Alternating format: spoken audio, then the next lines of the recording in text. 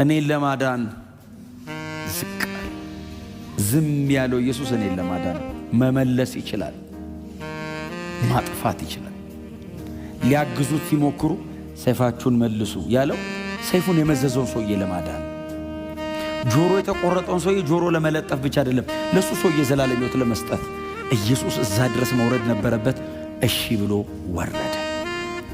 ድነት ሳልቬሽን አይ ከጨጓራ መዳን አይደለም ድነት፣ ጉንፋን ማስለቀቅ አይደለም ድነት። አምላክ ሰው ሆኖ መስቀል ላይ ነው የሞተው።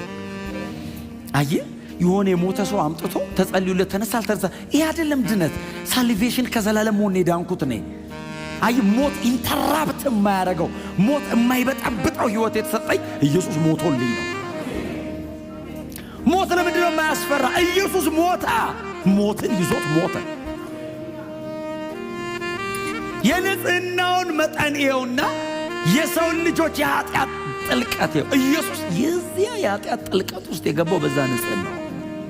ኃጢአት የማያቀውን እርሱን ኢየሱስ ኃጢአት የማይሰራ አይደለም፣ ኃጢአት የማያቅ ነው። አያቅም ኃጢአት። የንጽህናው በሰው ቋንቋ ሊብራራ የማይችለው ኢየሱስ ኃጢአት ሆነ። እኔ አይደለም ያልኩት፣ ገላትያ ምዕራፍ 3 ኃጢአት ሆነ። በዚህ አንደርስታንዲንግ ተከተሉት።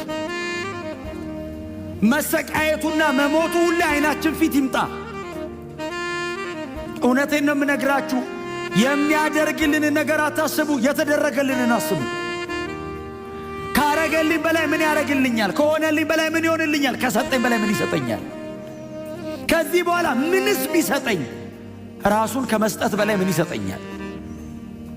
የመጨረሻው እኮ ክብሩ ነው። ክብሩን ሰጠኝ። የመጨረሻው ማንነቱ ነው። ራሱን ሰጠኝ። መስቀል ላይ ሞተልኝ። አልበቃ ብሎት እኔ ውስጥ ገብቶ አደረ። ሳልቬሽን